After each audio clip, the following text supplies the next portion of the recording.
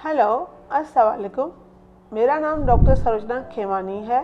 मैं consultant gynaecologist हूँ।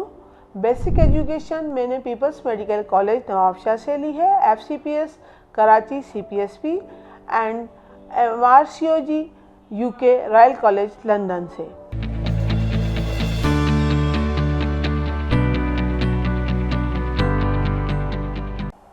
आज का मेरा टॉपिक है पॉलीसिस्टिक ओवेरियन सिंड्रोम, जिसके बारे में मैं कुछ आपको बताऊंगी। उसके लिए होता यह है कि आजकल जो यंग बच्चियां हैं, छोटी सी, जो भी न्यू 13, 14, 15 इयर्स गर्ल्स स्पेशली, उनमें जंक फूड का खाना बहुत बढ़ गया है।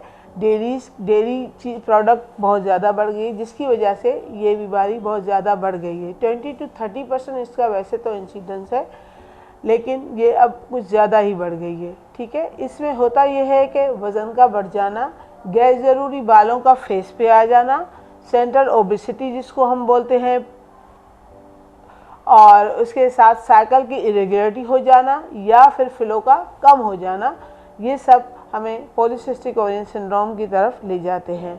इसमें हमें कंफर्मेशन के लिए कुछ हार्मोन्स के टेस्ट करवाने पड़ते हैं, जिसकी वजह तब हमें पता चलता है कि क्या ये सही है। जैसे बॉडी में टेस्टोस्टेरोन हार्मोन जो फीमेल्स में बहुत कम होता है, उसका मिकदार बढ़ जाना, प्रोलैक्टिन का बढ़ जाना, सीरम इंसुलिन लेवल का बढ़ जाना, ये सारी चीज़ें बहुत डिस्टर्ब हो जाती है, जिसकी वजह से इनफर्टिलिटी भी होती है। और लॉन्ग टर्म में diabetes mellitus, endometrial hyperplasia, endometrial carcinoma, बहुत सारी बीमारियाँ इसकी वजह से बॉडी पूरी डिस्टर्ब हो जाती है।